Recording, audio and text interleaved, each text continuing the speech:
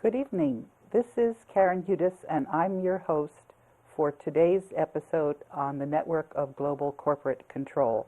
We're taping this in the studios of DCTV on the 30th of June. It's going to be airing on the 14th of July. And I have just come from the World Bank, where I asked to be admitted, and I was also requested by one of the executive director's offices, who's a member of the BRICS. I had sent a letter to all of the 25 ministers who are on the Development Committee, which is where the Board of Governors, which consists of 188 ministers of finance, they have asked for those 25 countries to man the ship and keep things on track. So one of those executive directors asked for me to be admitted, and the security guards, Allied Barton, which is owned by the Network of Global Corporate Control, said no, they were overruling that executive director's office. And then there's an association of retirees of the World Bank, that's called the 1818H Society. That's because the address of the World Bank is 1818H Street. So one of the people that work in the retirees office came to ask for me to be admitted, and the security guards overruled them as well. And I spoke with William Bullock to find out why he thought he had the right to overrule this. I said, "You think that Allied Barton is in charge of this building?" And he said, "It's policy." I said, "That doesn't cut it." He said, "Well, you realize you've been dragged out of here by the police." And I said, "That game isn't working anymore." The Commander Michael Reese was fired because what he did was corrupt, and his successor is not going to be helping you out. So what is your justification for refusing to allow me to come in this building? Can you give it to me in writing? No, he couldn't, but he was standing there with some of his colleagues.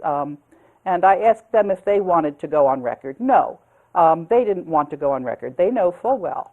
So I told Allied Barton that I was going to be reporting to people about what's actually going on. And I wanted to show the first slide, which is talking, it's a slide that was in an article that ran a year ago, talking about whether the IMF is going to leave Washington and go to Beijing.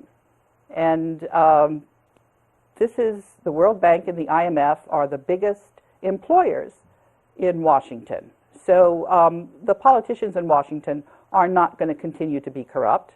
The corruption is now coming squarely from the Network of Global Corporate Control, which, according to the articles of the World Bank, is not in charge.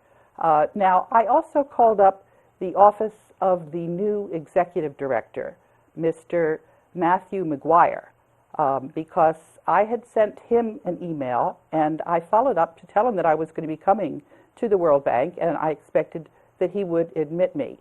And one of the documents that I sent to Mr. McGuire was there's a very interesting statement at the very first meeting of the World Bank by the person who represented the United States, the member on the Board of Governors, saying that if there was ever any disagreement about what was in the Articles of Agreement, that it was up to the members of the board to interpret the articles. And I've also been working on those interpretations. It's very clear that Allied Barton is just has no justification. They are just simply sitting there and corrupt. And this is, it's just, I actually feel sorry for them, because we're now in a situation which I call turning about. I'd like to let you all see a clip of what that looks like. If you're not a sailor, just watch this and see what it's like when you're in a boat that's going to change direction.